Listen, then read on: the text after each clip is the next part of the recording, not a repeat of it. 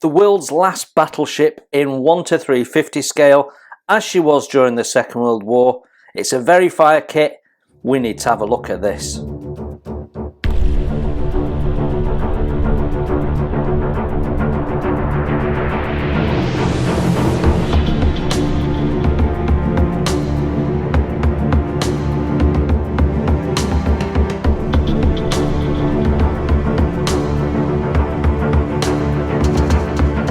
Hello and welcome to Model Kit Stuff, and yes, we are looking at the Missouri, the world's last functioning battleship, the Mighty Mo. This is a Verifier kit, and this is actually my first Verifier kit, and they have several ships out in this scale. And I've used their Photo-etch upgrade sets before. I have one for my Ark Royal, and it is really, really nice. But also, they're very expensive. So, imagine how I'm feeling when I see one of these kits coming in at around about the price of an old Tamiya kit. Got to be worth investigating. Let's take a look. So this kit was a new tool in 2018.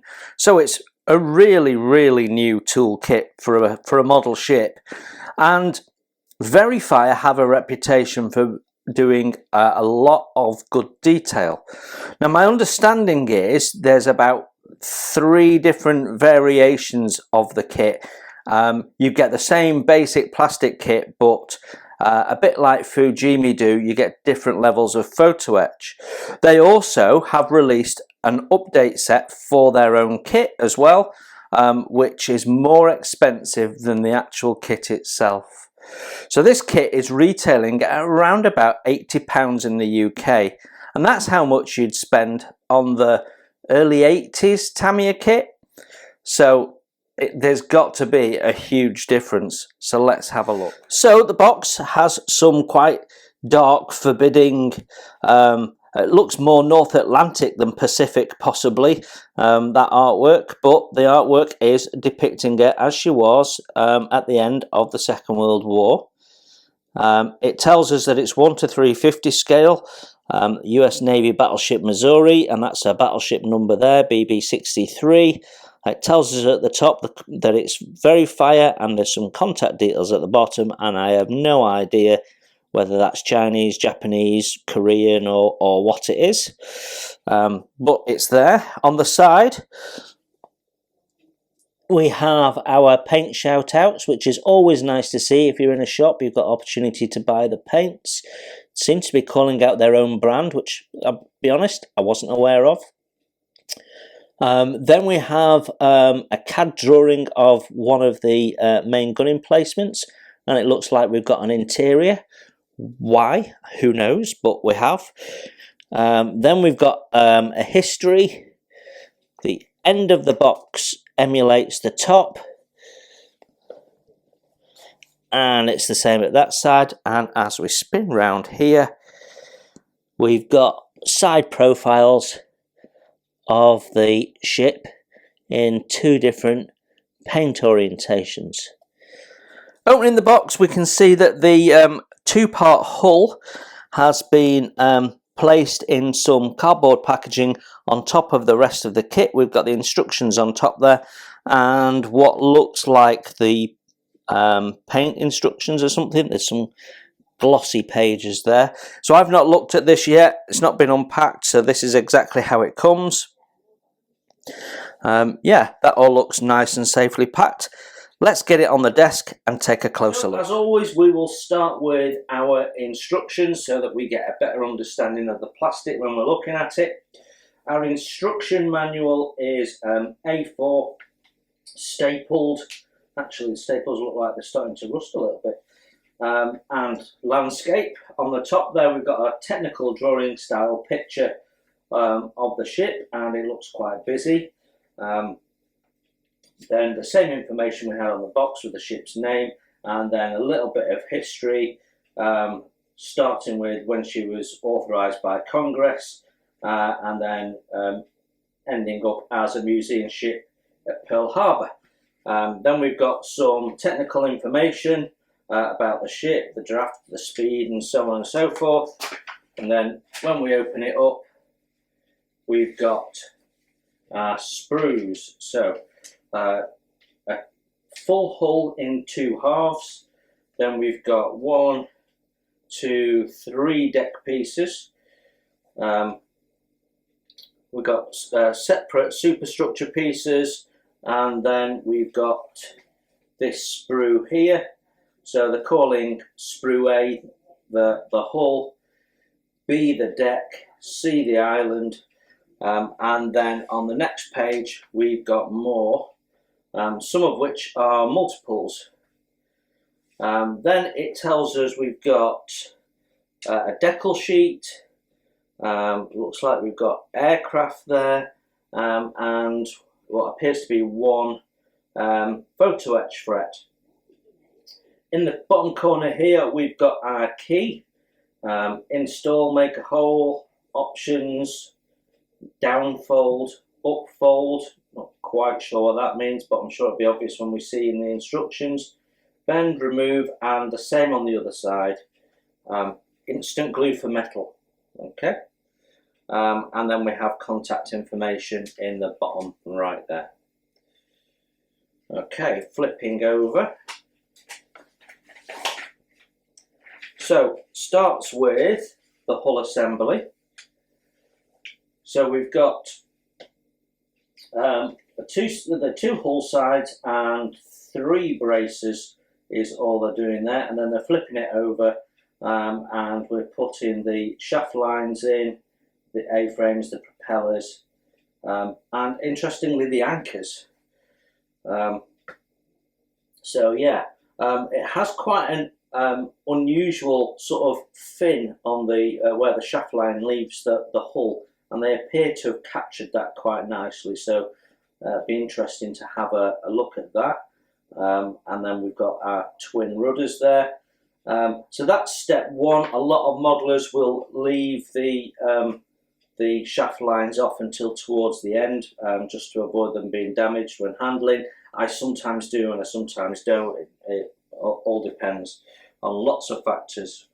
And then page 5, the build continues with the main armament. Now, interestingly, they've given us the multi-levels of the main armament and the routes for getting ammunition up and down, and then we've got breaches and bits and pieces on the inside, and I'm not sure why, because you won't see any of that. So even if you leave them in just by gravity, you're still not going to see them. So I'm not sure the point of it. It's a bit gimmicky, I think, unless you're going to take one out and display it on separately on its own and leave a hole in your ship. But then I would argue you've actually not got enough detail in there to do that anyway. So I'm not sure of the point of it, if I'm honest. But there you go. That's just my view. We've got separate blast bags and barrels, which is nice to see, although that will fix them into place, obviously. And we seem to have some drilling to do, and it's telling us that we've got floats and bits and pieces to add on there, anti-aircraft guns, directors and the like. So plenty going on in that turret. It just says main gun assembly, so I'm assuming that is just for 1.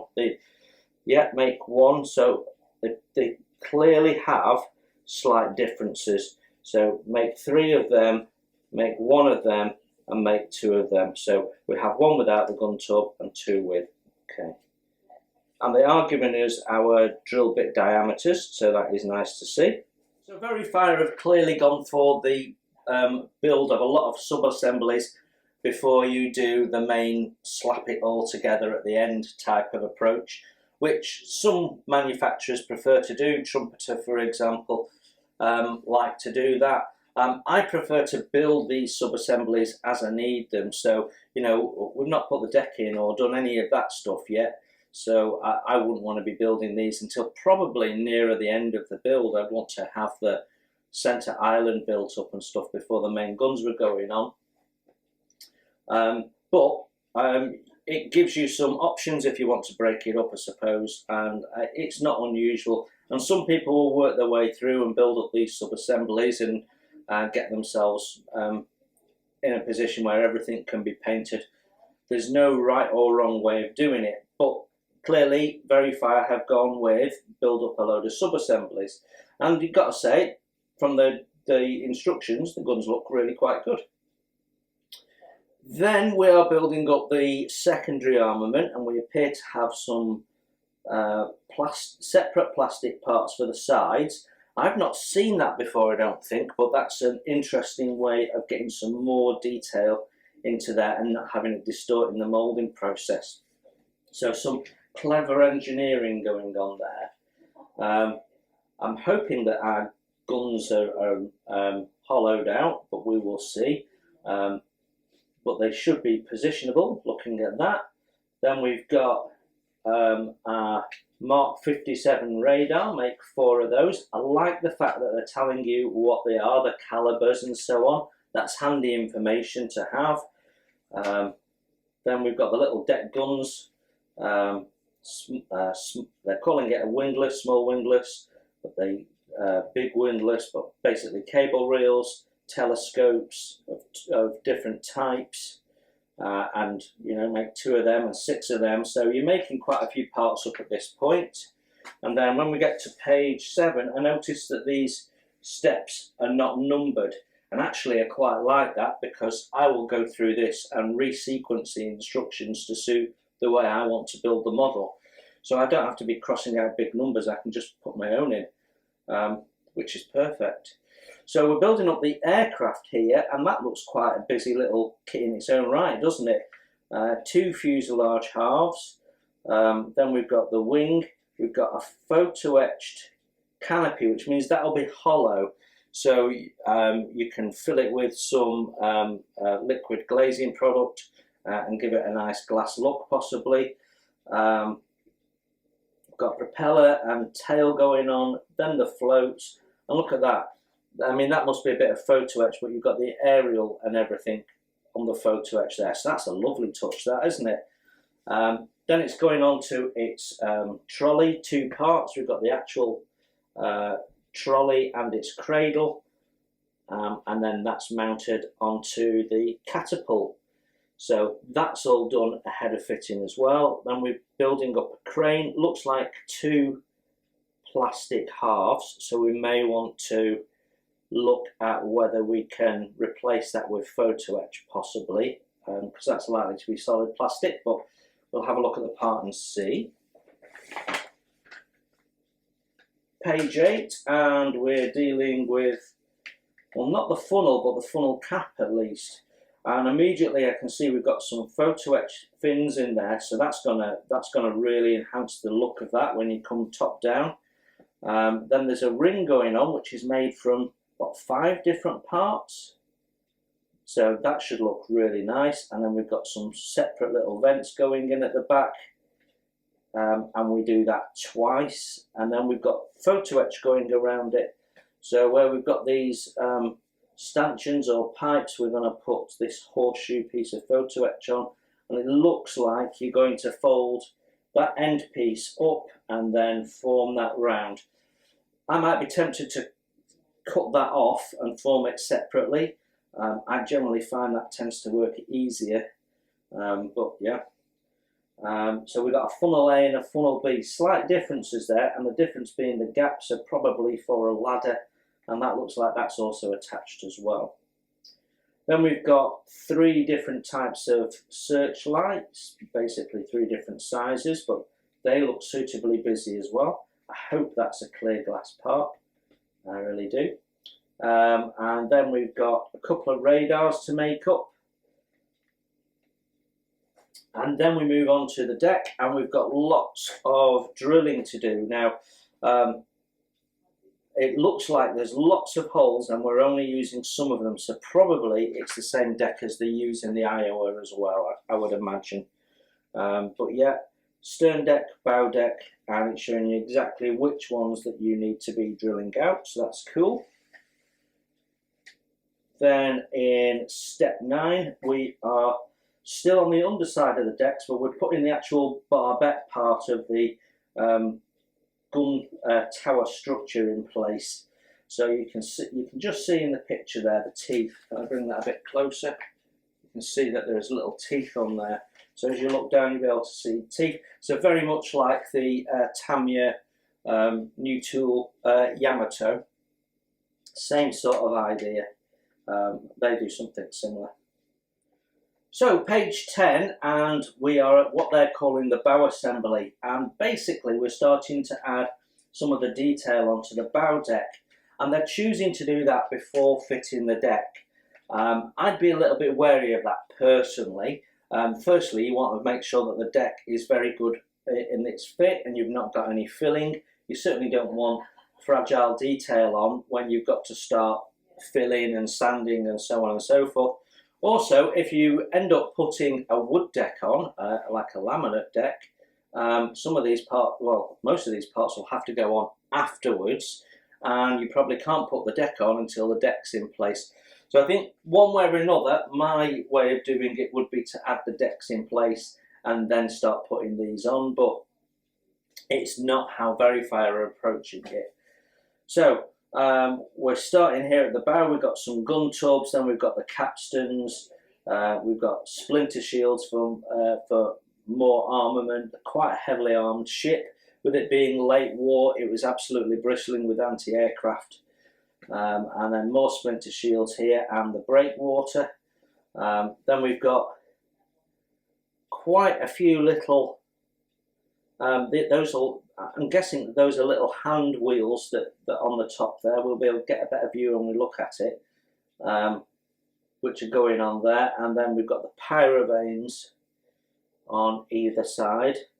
And in there, I think, if memory serves, there was some form of lockers in there, and they had like a protective barrier around them. So they might have been the ready-use armament lockers for these guns, which would make sense. Then, as we go to page 11, we've got more deck fittings in the way of various lockers. Not quite sure what they are. Capstans maybe of some type or something like that. Again, we'll have to look at the parts. And 22 of those to fit. Blimey. So whatever they are, and I think they might be ready-use lockers, there's lots of them.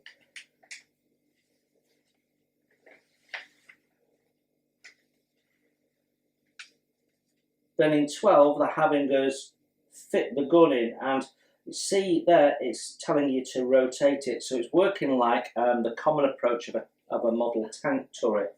You can see there's a little notch there. So no doubt there's a little notch underneath, and it goes in and it just clamps it in place. So it's not going to drop out or anything like that. So I guess there'll be mixed views on that. When I'm building a tank, I always cut those tabs off so it's free running. So I might end up doing that with the ship. Depends on how tight it is. If this has all been designed on CAD, the fit's going to be fairly tight. The tolerances will be low.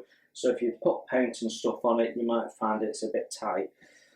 Then we're putting the armament in, so lots of delicate little guns going on before you fit the deck. That really worries me as well. Yeah, that does concern me.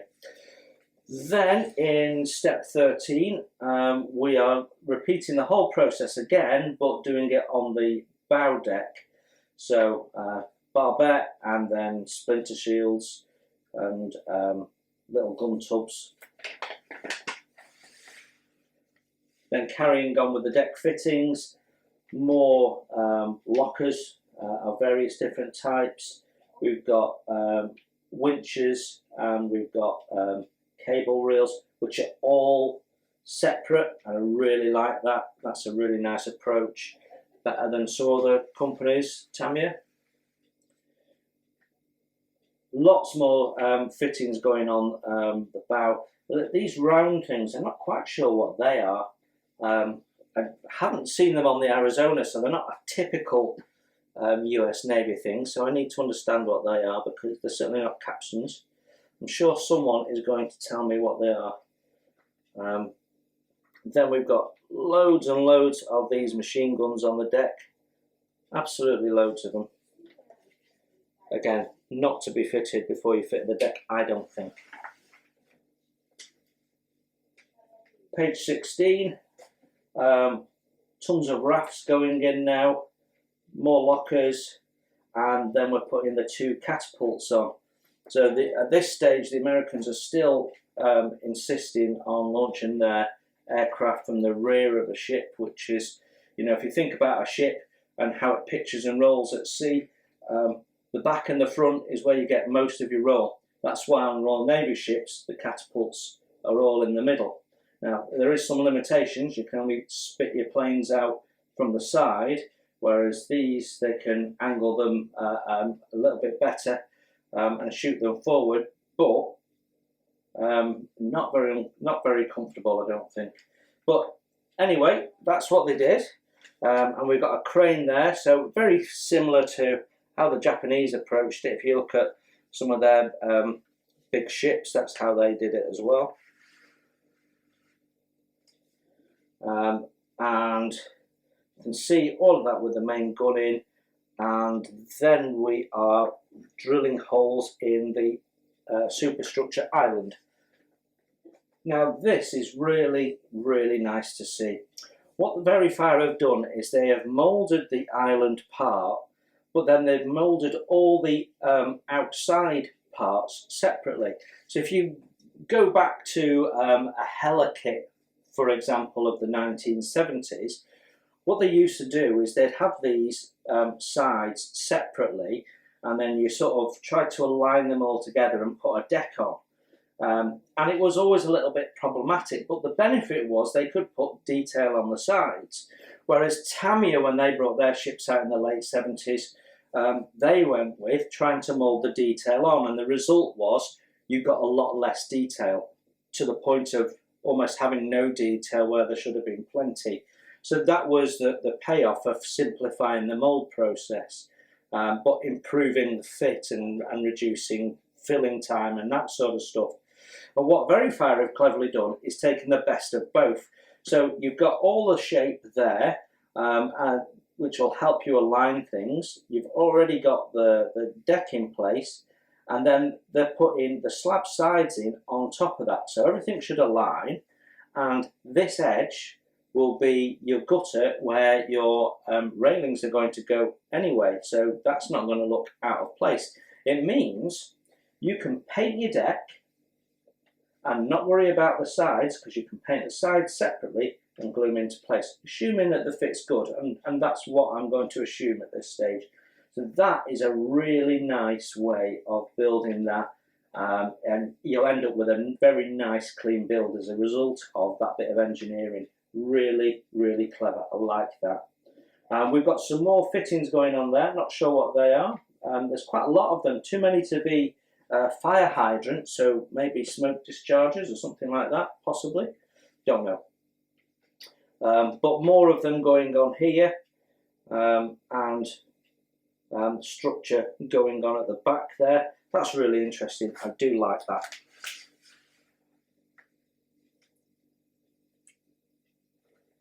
Okay, page 19. We're building up more sub-assemblies now that are going to be fitted onto the island. So more guns. Pretty much everything we're making is armament of some type, isn't it? Various types of gun tubs and different machine guns going in there. Lots and lots of anti-aircraft protection for the ship. So more slab-sided detail going on, and more of these things, whatever they are. There's lots and lots of them going on. And then we've got some photo-etch railings going on, so that's nice to see as well. All cut to size. So assuming that they've done their research right, that should really look nice and busy, and as it should do. It says they're small windlass, so there's basically hose reels being mounted on the side there. Moving across to page 21, We've got more drilling to do as we put more superstructure down. Lots of floats going in there. Not sure what they are. Are they paravanes or anchors? Don't know. That looks like flag lockers for the signal flags. And then we've got some directors. And then that is being placed on top along with that little assembly there.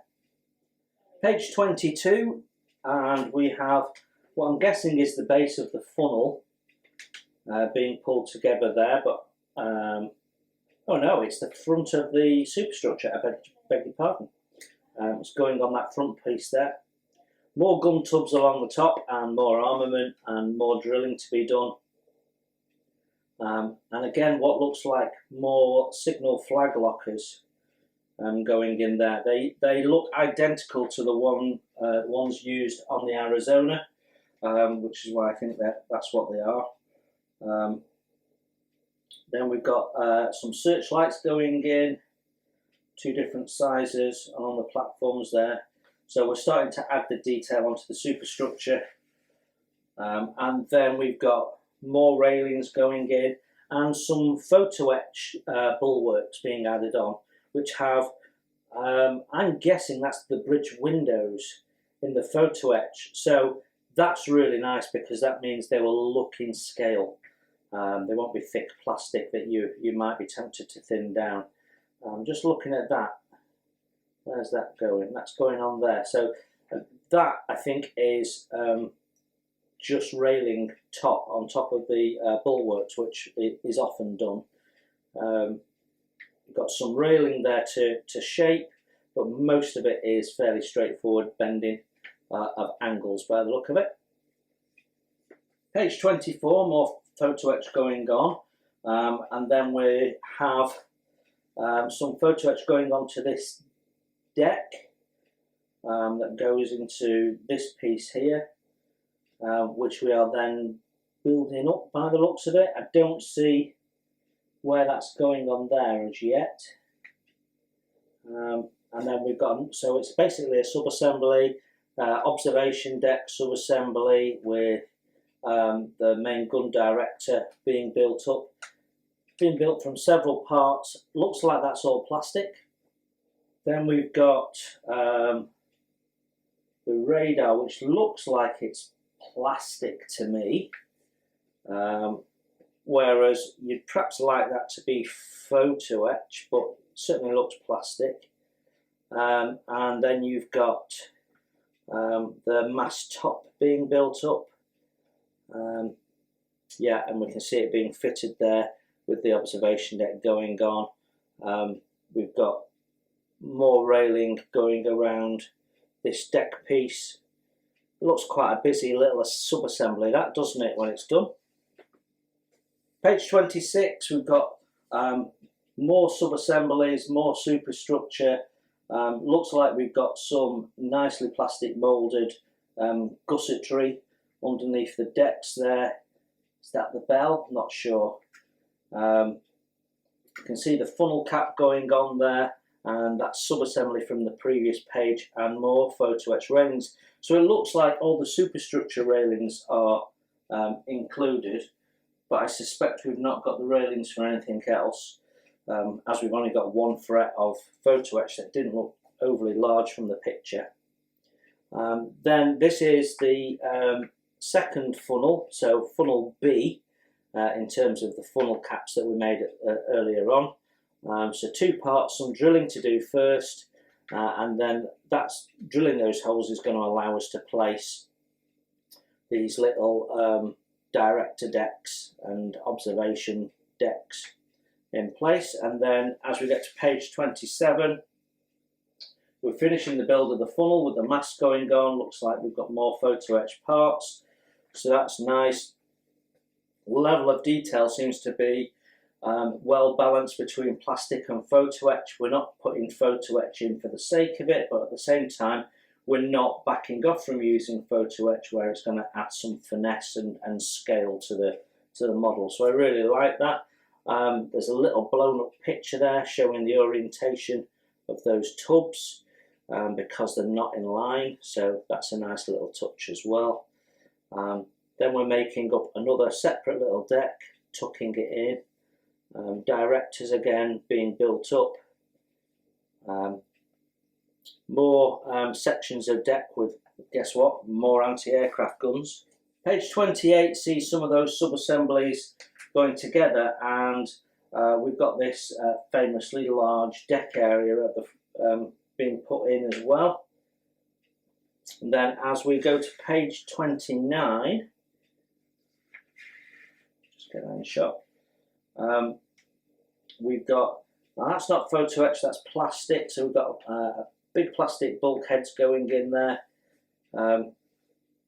where you've got that sort of gap between the superstructure parts, and then we've got more directors being added, 3 there and 3 there, the same, just different sides. Page 30, we've got some guns going in there, gun tubs, and final little details being added to the superstructure.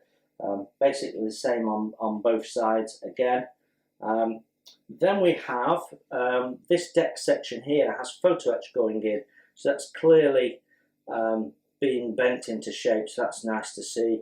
And lots of brackets, which again, I think the M is all photo etch, so I think we've got some photo etched brackets, some gussets to go on there, which should add to the look of that, so that's really nice as well.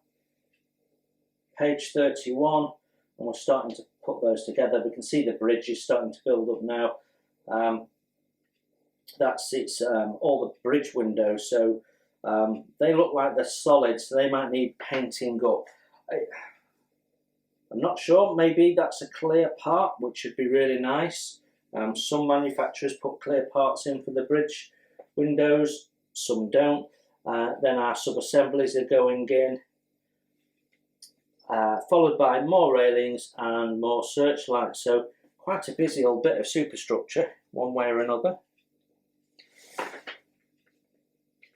Page 32, more guns, with more guns and then some radars to help you position your guns. Railings, searchlights. Now look at how busy this has become. So on page 33 we've got secondary armament being put into place.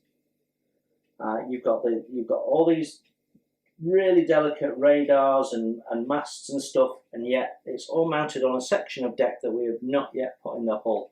I think that is, I think that's a bit dangerous. The chances of damaging that, trying to fit it, I think are quite high. They must be very confident of the fit of their part. Page 34, and all of that stuff we've built is then being fitted. So, as I've said, a risk, definitely a risk. There is no reason why you couldn't fit these decks and build up from on top of there, which is how I'd normally work. Then the last gun going in, and right at the end we've got a couple of little fittings going right there on the bow. Right at the end we've got some cleats being added to the stern there. Last little afterthought after the deck's gone in,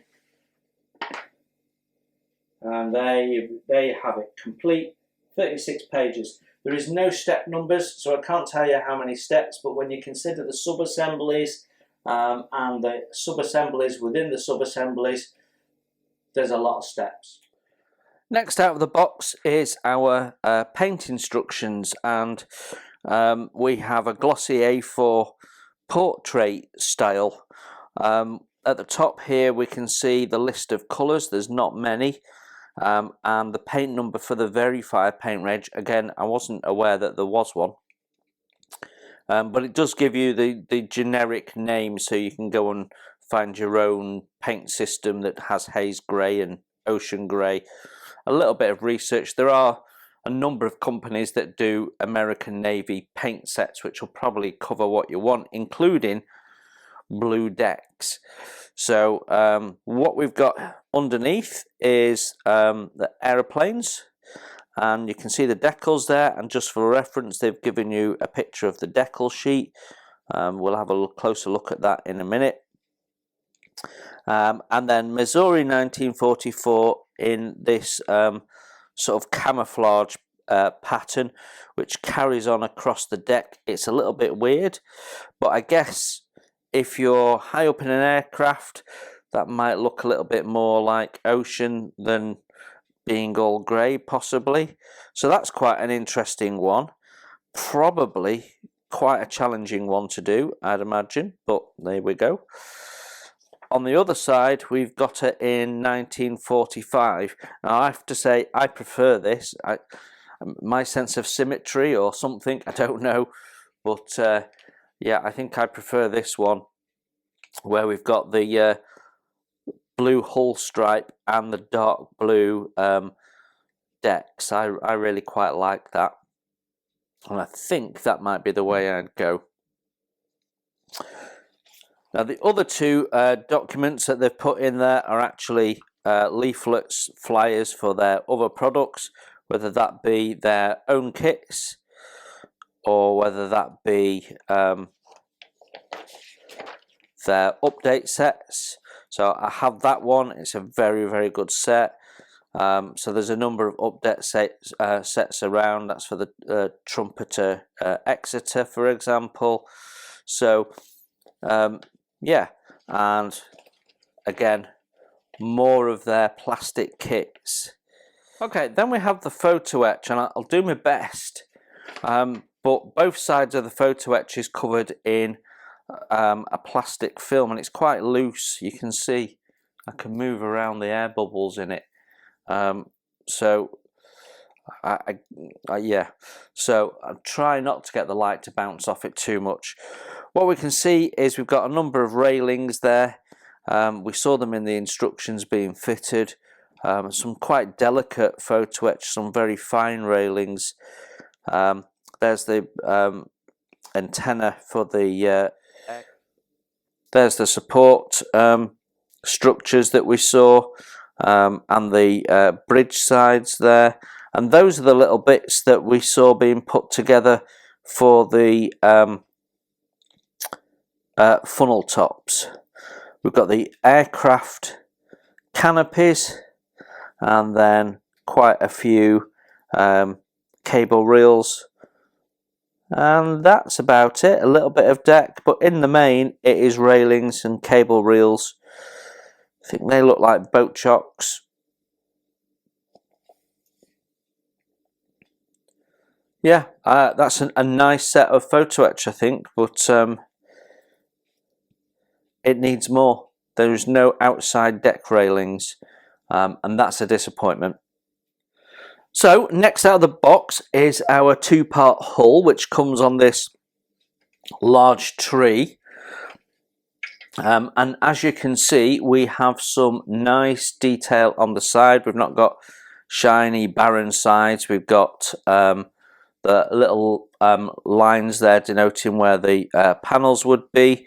It appears to be slide molded. We've got some seam there that needs to be taken off up to the bilge keel. The bilge keel for a molded in one is actually quite nice and thin, and you'd certainly get away with it.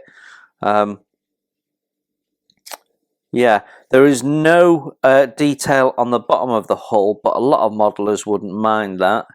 And then we've got this little fin here where the propellers come out of. There is sink in the bottom. We can just see where we've got some rather large pin connectors. We've got some sink, but that shouldn't be a problem. It doesn't come round the ship at all, and I can't see any other sink. I can see some release agent, so we're going to have to wash. It's a little bit uneven here on the top edges. Don't know if you can see that. If I turn it around, maybe you can see there's a little bit of bulging just where we've got the connection points. A little bit of sink, so there is a little bit of tidy up to do on the hull. We've got hollow hose pipes, which is nice. Nice little raised detail there on the bow, and the same at the pyrovane mounting point. You can see when these two halves go together that actually you'll have a little hole in that. And these are nicely moulded as well. They're all, you're not having to glue them in separately, they're all moulded in. They'll look quite nice. That's a nice hull. It's a nice hull. And then at the stern here we've got the little bulges for the gun emplacements. One or two bits of the sprue have come away, which has caused a little bit of damage. Yeah.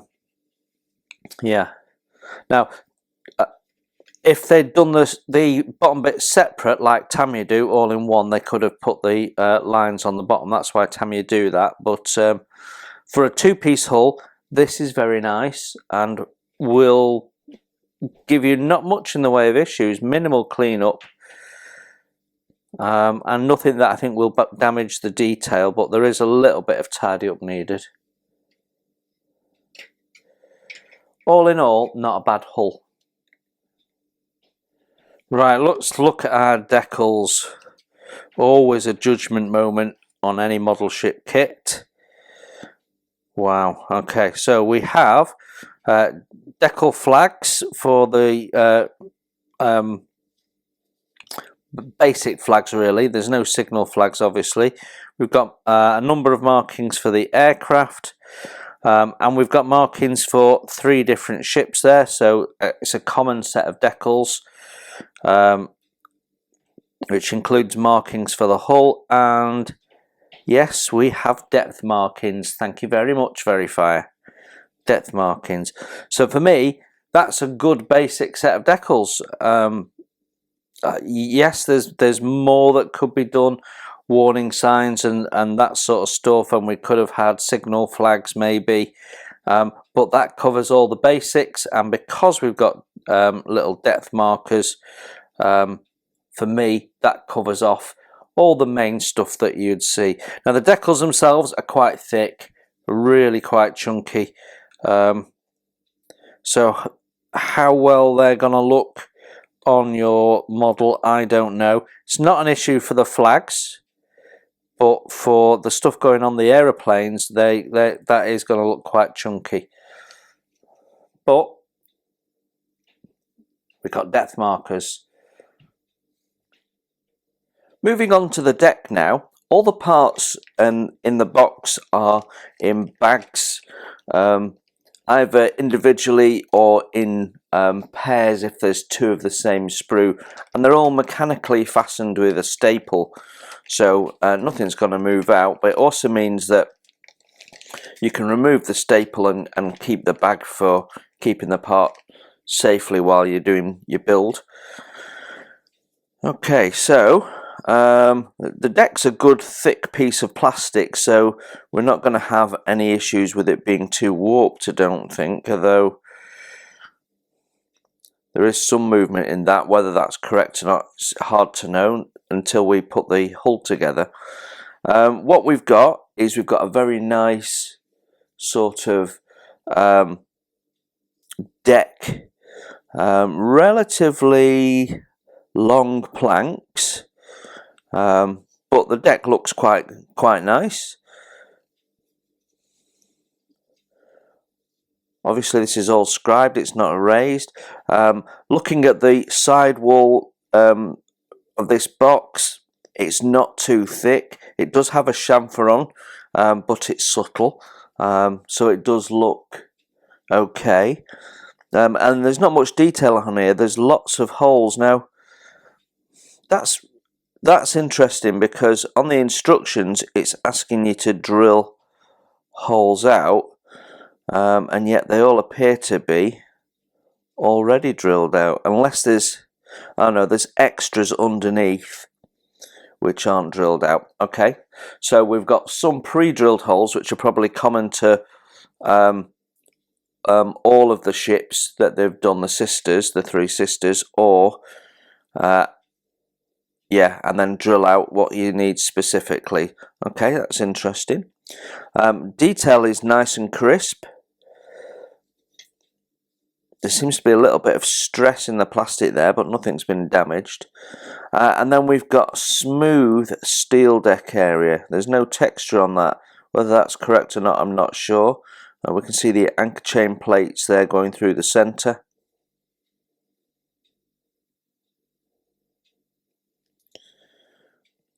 The other two decks come in the same bag. We'll look at the stern deck next. It's quite a wide ship actually. One thing that's striking me is the width of this. So we've got the pre-moulded in gun tubs at the back, which should slot nicely into place with the hull shape. I'm not sure, but I think they probably need removing. Don't know if you can see those. And again, we've got more pre-drilled holes and more holes that you'll have to drill yourself, depending.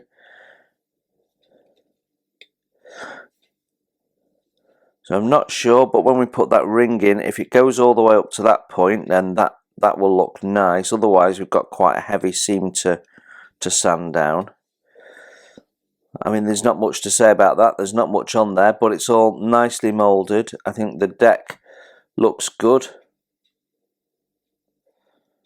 The fact that there's nothing to talk about means that all the parts are separate, and I like that.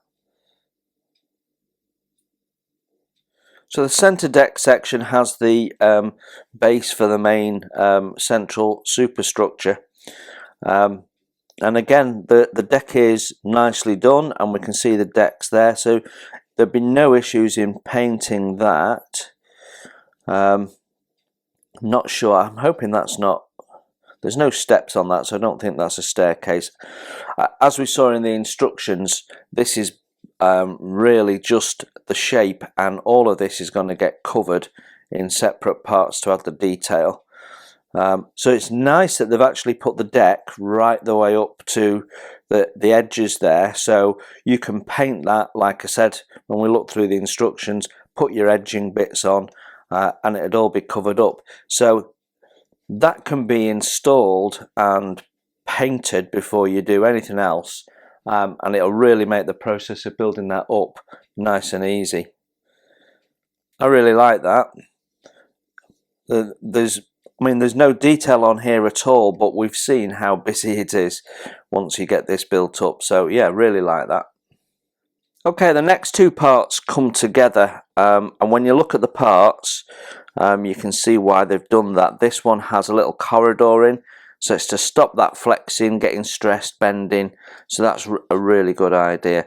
Now these two parts were wrapped together in their actual final positions, which is here.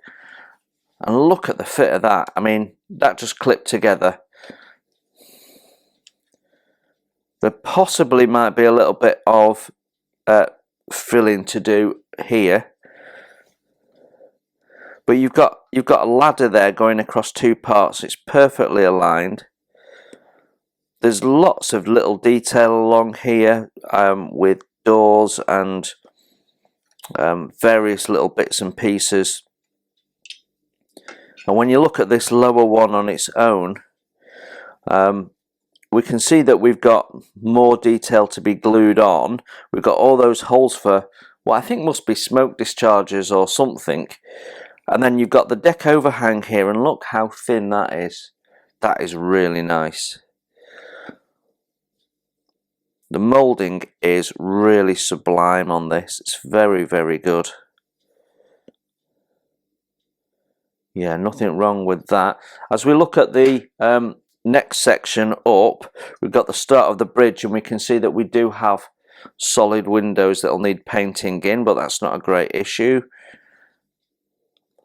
More of a deck overhang as well. A little bit of tidy up, just a little bit rough. Where that bulkhead changes direction, there's a little mould seam to be removed. But I mean, we're talking tiny stuff. Everything else is perfect. Look how crisp that is. Yeah, that is really nice. I like that.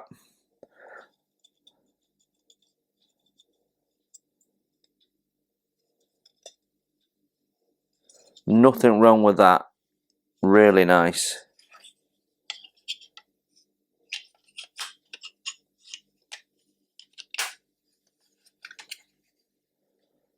That looks good, that. Really like that. So our next sprue is Sprue D. Now the instructions say I should have one of these,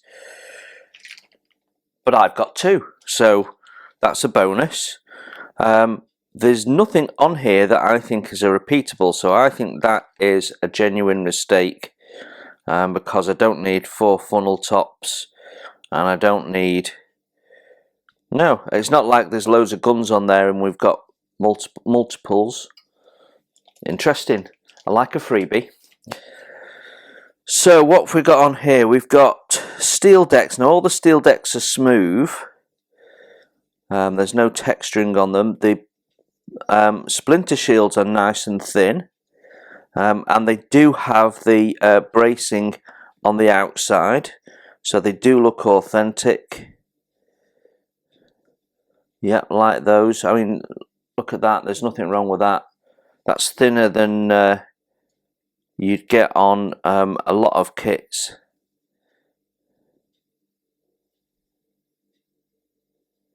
There is mould seam, I think. You're going to have to check your references and make sure it's not ducked in, but I think it's mould seam in a couple of places. Then we've got a front piece here. It does have a bit of sink in it. You can just see that in the light. There we go, just there.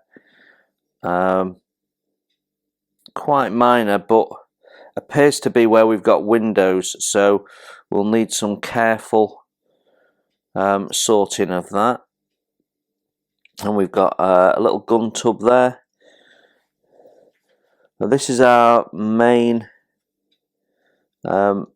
bridge deck. That all looks okay.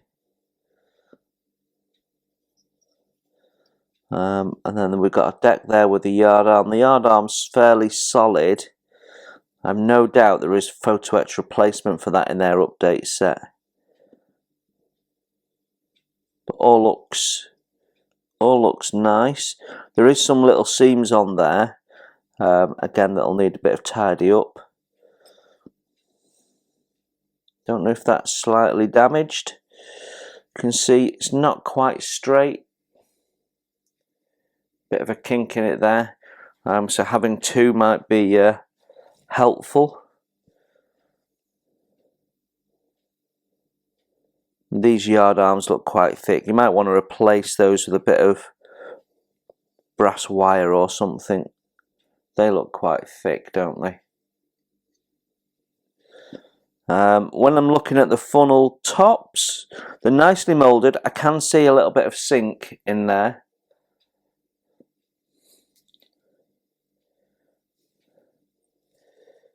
Interesting that they've moulded one that way and then the other one that way. It's not twisted because both of the sprues are the same.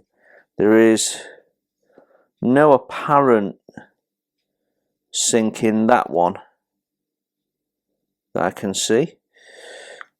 And then we've got these side walls, and we can see we've got watertight doors, we've got pipe work, electrical conduit, ladders and scuttles, and location points for more detail. That all looks nice. It's all very crisp. We've got some sink there in the underneath. Don't know if you can, there we go, we can see that, which is where we've got that. I doubt that's going to be seen when you've got a part going in right up to that edge, which is going to cover most of it. So you might be able to clean that up, or it might not be visible. I'm guessing if you've got a Photo-etch update set, you're replacing the gussets anyway, in which case you've got an opportunity to fill and sand. Again, all the splinter shielding, bulwarks, all look nice. It's very nicely moulded.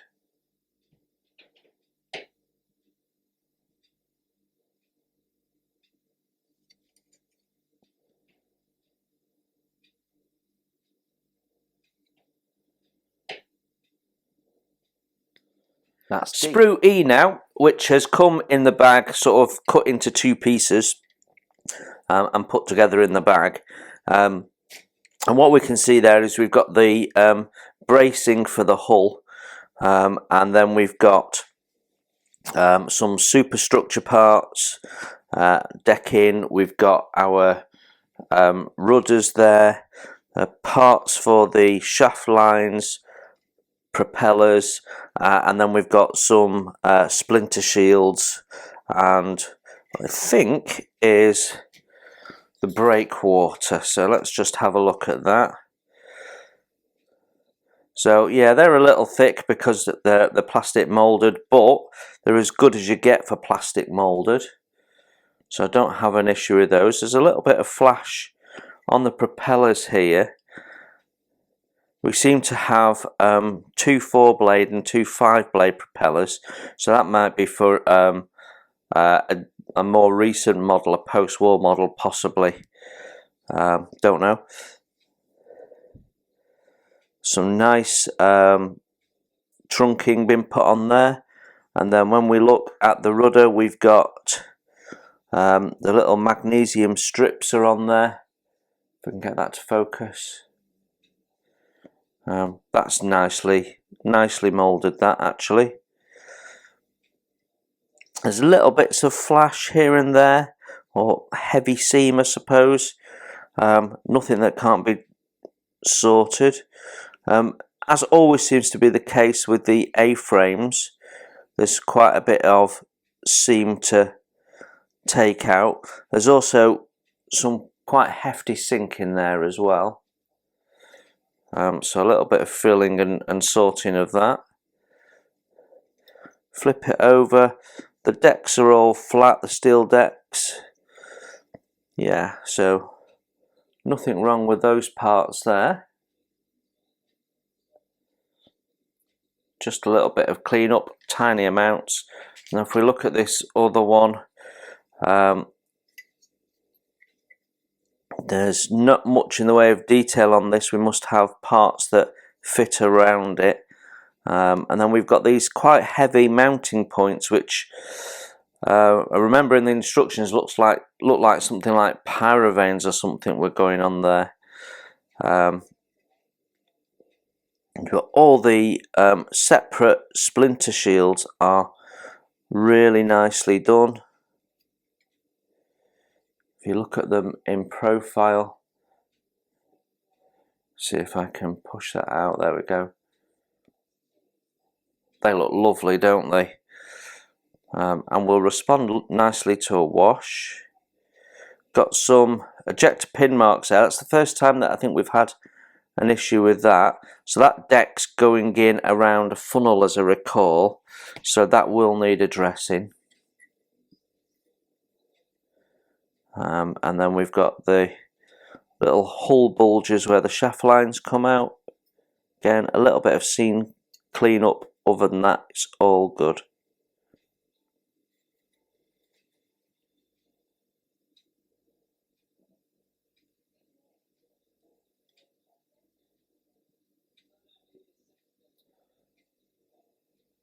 Sprue F next, and we've got so it's all very nicely spaced out, easy to get to, easy to see.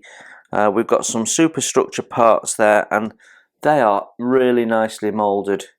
We've got gussets under there that aren't too thick. We've got cable runs. The doors are nicely done. So we've got both parts there.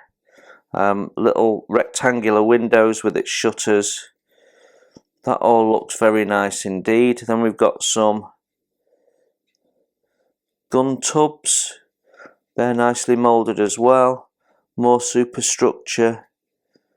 I think that's a little bit of seam there. Don't know if you can see that. There's like a rectangle of seam.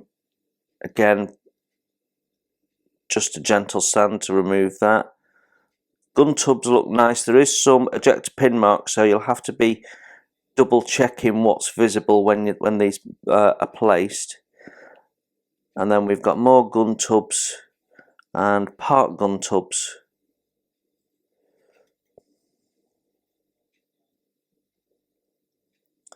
and they look great too.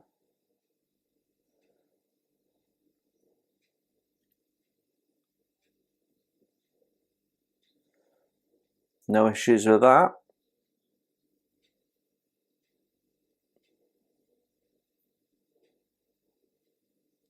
Some lovely detail on there.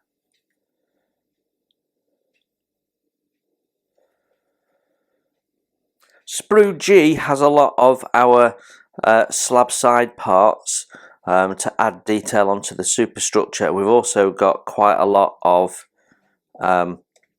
anti-aircraft locations as well.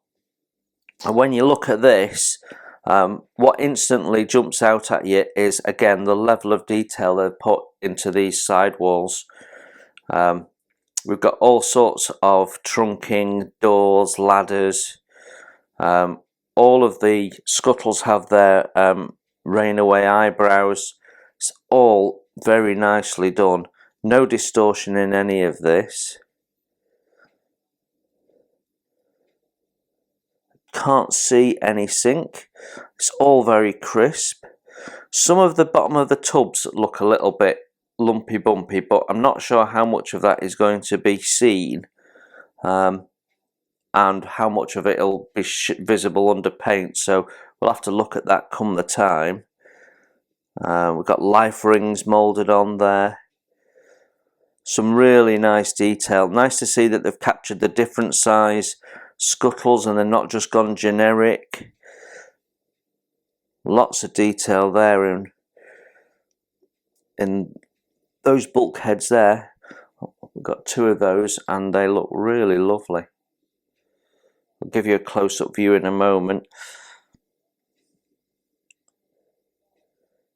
Yeah, again, there is no issues with any of this. It's just lots and lots of well thought through detail.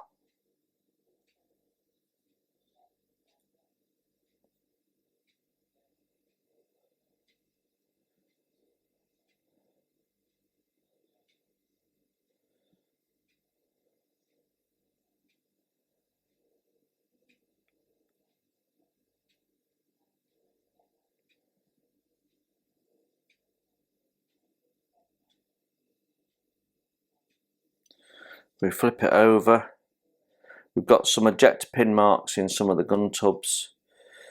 And some of these flat surfaces, again, a little bit lumpy. So if we're doing some filling anyway, we can have an opportunity to sand those.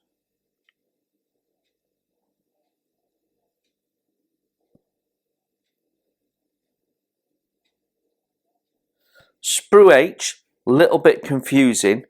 On the instructions it tells you that you've got two Sprue-etches, and I've got two bags with different parts in, all saying Sprue-etch. When you look at the instructions, actually the sprue is connected, and what they've actually done is they've taken the two sprues, cut them in half and put the two different halves in two different bags. So don't panic when you're checking your instructions off like I just did. So we have two of these and it's dealing with the secondary armament. Everything on here is related to that, and if you remember when we saw in the instructions, the sidewalls are separate items that then go into the side of the turrets, and I think that's a really nice touch as long as it all fits nicely. Then we've got these tiny little, not quite sure what they are, and our guns I can't see, but I think they're solid, but they are so fine you wouldn't notice if they weren't, to be honest. Some nice detail on the turret. We've got doors and what would be foot rungs. I'm sure you'll get photo-etch replacements if you're that way inclined, but it's such a small detail. These little things here, and get some focus, there we go. Those go on the turret tops there. You can see the little location points for them.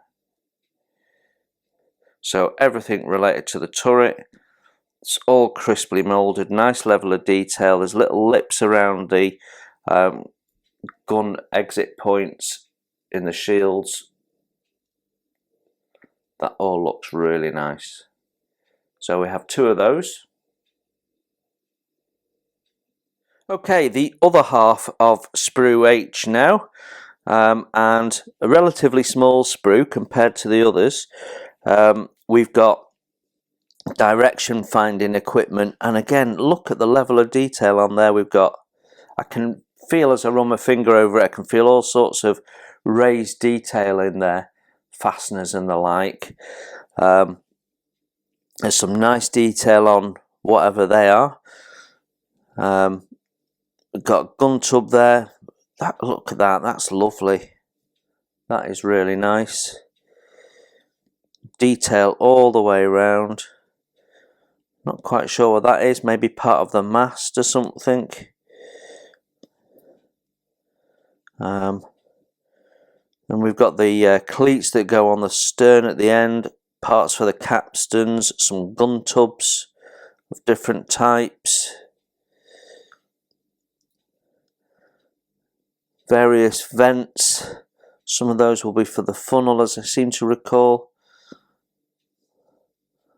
Lots of little deck details. Some of these, what look like little capstans, appear to have quite a bit of sink in the top. So just a little bit of putty and a skim with a sanding stick will sort that. We also have a bit of sink in that, whatever that is. So yeah, there is quite a bit of sink in some of these parts. It's very, very slight, but there's lots of it. Top of that is really nicely done. Again, we've got raised fastener detail, big bolts, very nice. All the little shutter doors there.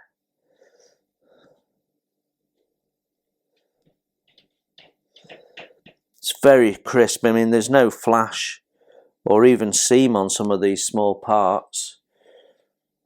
Very, very nice.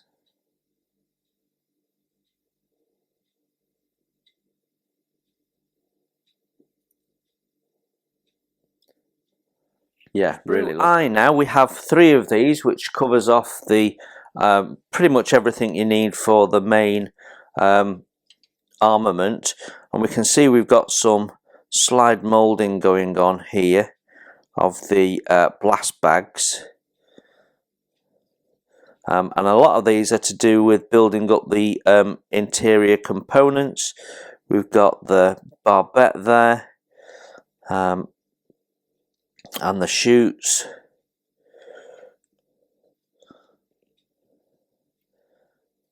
The breeches of the guns and the guns themselves, which actually are solid, so might be worth looking at some metal replacement barrels. And then on the end here we've got a slide moulded turret top, so let's have a look at that first. There's lots of nice rivet detail on there. Pattern looks to be correct from my memory at first glance.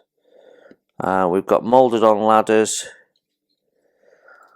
No issues with that. A little bit of flash at the front here. It's like a heavy mould seam. Nothing major. We've got the location points for drilling out for the fittings that go on top. That all looks nice. Then we've got the gun base. It's got some detail on the inside. Again, not quite sure what the point is of the effort to do that. On the outside we've got nice detail. They haven't just left it flat and smooth. They've put detail in. It will be partly visible depending on the angle of your guns, so I like that.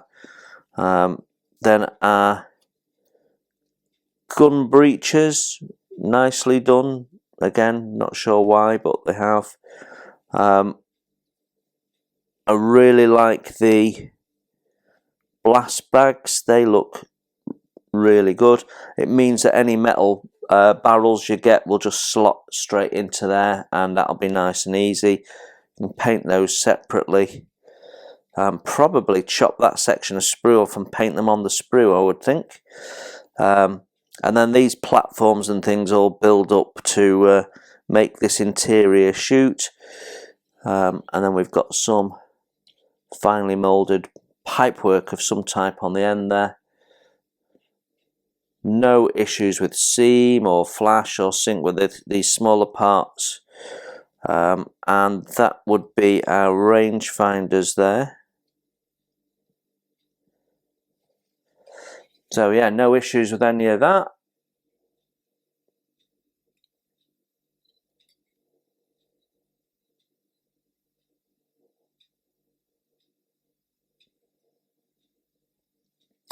The only thing I will say is when you have duplicated sprues to do things like the main guns, when it comes to things like your blast bags, they're all going to look the same.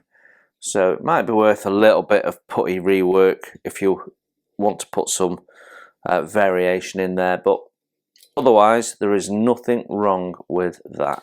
Sprue J, we have 6 of these in total, and they have all of the little small parts that there's lots and lots of them to do.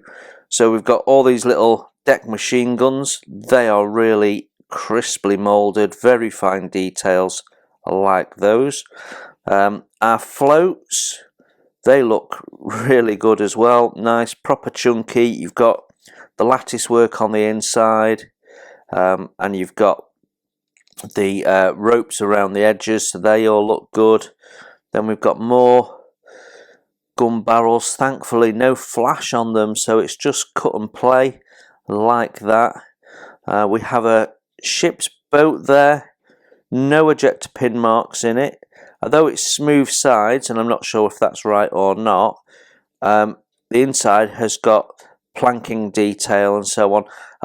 The thwart on the top, because they've moulded it one piece, goes all the way to the bottom, and so you can see that's a little bit thick. So I might be tempted to cut that out and replace it with a piece of rod or something. But otherwise that ship boat is quite nice. Then we've got the base of our anti-aircraft guns there. That looks suitably busy as well.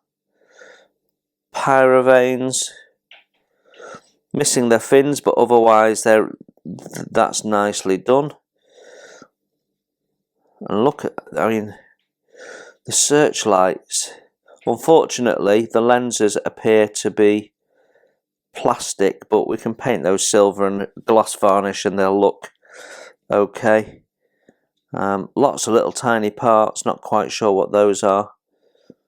And then these things that there was lots of, and I thought maybe a smoke dischargers or something. They certainly look like little gas bottles. So not quite sure what they are, but they look like little gas bottles, and there's lots of them. And we've got more rafts, and then all of these little round things, and I'm still not quite sure what they are.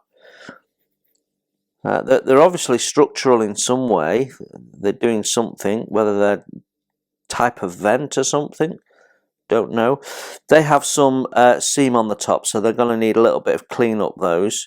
But there's lots of different types of them, and I suspect that might be the inside of the center bit, like the core of a cable reel.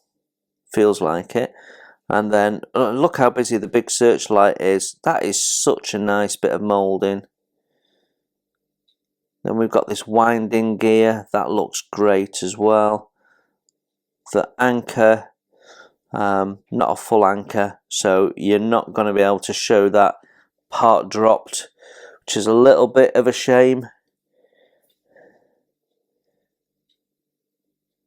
Yeah, they should have thought about that with the anchor a bit more, but anyway. So it's anchors up only. There is absolutely nothing wrong with that. Beautiful bit of moulding. Very fine details. It's gonna look stunning when put together.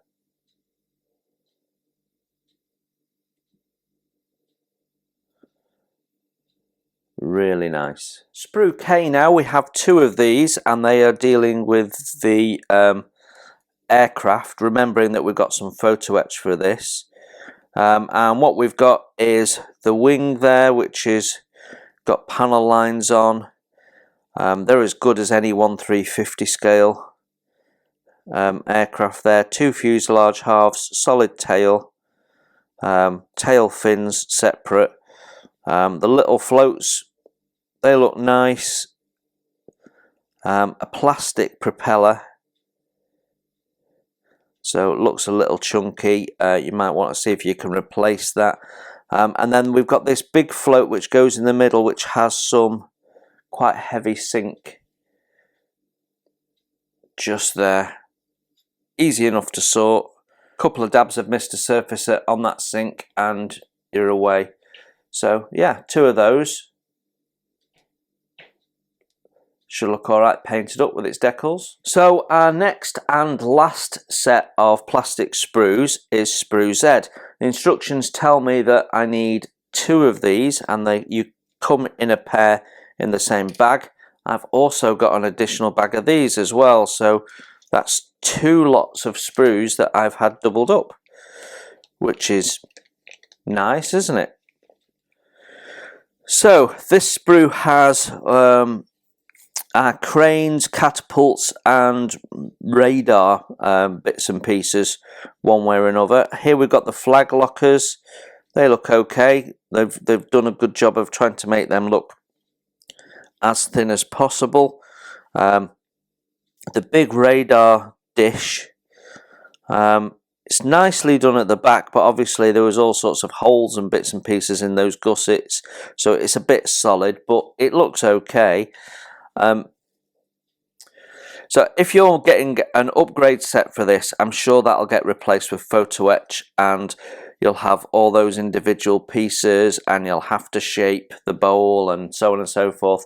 So it'll be a complex bit of photo etch, but having this plastic dish means you've got something you can use for shaping the photo etch.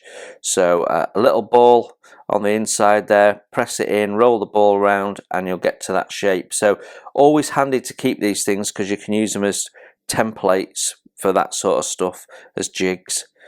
The catapult is 2 halves and it looks alright. There appears to be rivet detail on. I can't really see it. I've only got my reading glasses on, but I can feel texture there. Once we've taken all these ejector pins off, that should look alright, that. Then we've got this solid, is that like a deck? I think it must be, because that's like a starfish, isn't it? So it's got lots of detail on it. The crane, it looks, as I suspected, very solid, and if there's one thing that you'd like to really replace with photo etch, it's going to be that, I think. We've got 2 smaller little radar dishes there. A-frame legs for something. They again look a little chunky. Not quite sure what that is. Looks like an exhaust manifold, but I'm sure it can't be. And then a smaller radar dish. Then we've got what looks like mounts for different things. Yeah, everything is crisp. I'm not seeing any issues with these parts in terms of their moulding.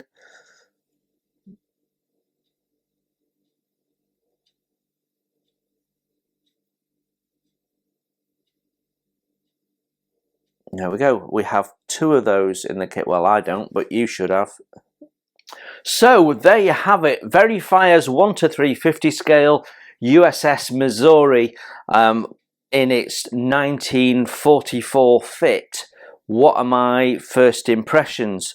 I've got to say, I really like this kit. I think if we think about pluses and minuses, the plus points are there's lots and lots of detail been put into things like the sidewalls and stuff. They haven't just rested on their laurels with doors and scuttles. They have put trunking in, they have put ladders in, they've got cable runs in, they've put lots of little details in there which will really enhance the finished look of the model.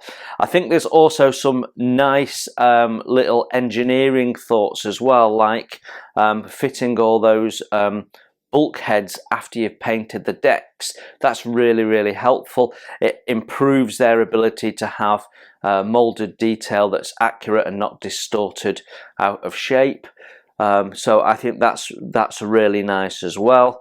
The precision of the molding in the main is very good, particularly when you come to the tiny deck guns and things. Their barrels are really nice and crisp. They're not bent, they're not broken, they're not all flashy and you've got to try and scrape them up. So yeah, they all looked great. When it comes to low lights, I think deck railings is definitely the most prominent issue for me. They've put railings in on the superstructure, which will really make the superstructure sing, so why not? It would have cost next to nothing, even if they put generic lengths of railing and you stick it together yourself. It would have cost nothing to do that, but they haven't, so you're going to have to source your own railings, and we will talk about that more in a moment. So that's a low light. I think some of the molding is a little bit rough around the edges in terms of sink. There's lots of sort of unevenness on some of the flat surfaces rather than really bad sink. So there is some filling and sanding to do in places as well. Other highlights for me, we've got depth markers on the decals. Hooray! Someone who's actually thought about that. Lovely. And we've also got some nice detail on the ship's hull. It's not just a nice shiny hull with no detail. We've got the runs of the panel seams and what have you. So all in all, I think it looks a really nice representation of the Missouri. It's going to be very busy, and it's going to look the part. Everything you want from a model of the Missouri, I guess. I guess possibly another downside is the fact that you can't change the elevation of your guns. So with molded blast bags, it's difficult to be able to do that. I understand that. So you've got various options. You either don't put blast bags on and you can have the guns where you want, but you've then got to either omit the blast bags or sculpt your own, or you do what Tamiya do and do the blast bags in such a way that they can be depicted as up and down and give you some limited motion in the guns. So it's not an easy thing to overcome, but in this case all your guns are going to be fixed in one position unless you replace the bags with something you make yourself. When it comes to photo-etch upgrades, I think the one thing that is definitely shouting out to be replaced is the crane at the stern. It's a very prominent feature, and that being a big chunk of plastic is just going to detract a little bit. So I think some of the masting looked a little bit chunky, and obviously the radar being quite prominent. A photo-etch replacement of that, if it's done nicely, will really enhance that. So do we need photo-etch to replace to get this to look where it needs to be? Absolutely not. Do we need photo-etch railings? Absolutely we do. Otherwise, I think you've got everything you need in the box for most modelers. Now if you do want to go the extra mile, they do have their own upgrade set for this, and it's about double the price of the plastic kit. And for me, I think it's nice that they've separated the upgrade set from the kit, because not all modelers by any stretch of the imagination want to get into all that photo etch. Certainly I regularly get comments about don't really want to do the photo etch, and I see other modelers talking about the photo etch being a sort of a double-edged sword, where you're adding some scale effect, but at the same time you're also adding a lot of hard work. So yeah, it is, but there is a necessary evil if you want to get it into scale with things like the railings and so on. So, because I needed railings for this, there was no way I'm not going to put railings on. I went and had a look around, and Edward do a set for the Tamiya Missouri. And the update set for their Tamiya Missouri is 4 frets of Photo-etch, which of course includes the railings for the outside of the hull. And the price of that was the same as buying generic US Navy railings just for the outside of the hull. Now, I know it's for the Tamiya kit, but essentially, dimensionally, they should be pretty much the same in most cases. So I've bought the Photo-etch from Edward for the Tamiya set, which might give me some additional help with replacing things like the crane there, possibly the catapults, and 1 or 2 other little bits, and hopefully the radar array as well, and they should be interchangeable, surely. Well, we will see, because I bought it for the railings, and if we can only get the railings out of it, so be it. But I suspect we might have some others, some other bits and pieces we can use, so that'll be nice. Okay, if you've been looking at the Verifier ships and wondering whether you should or you shouldn't, you've now got a good idea of what you get in the kit. There is no such thing as a perfect kit, but this is pretty good. I hope that was useful. Take care, everyone. You enjoy your modelling, and I will see you very soon.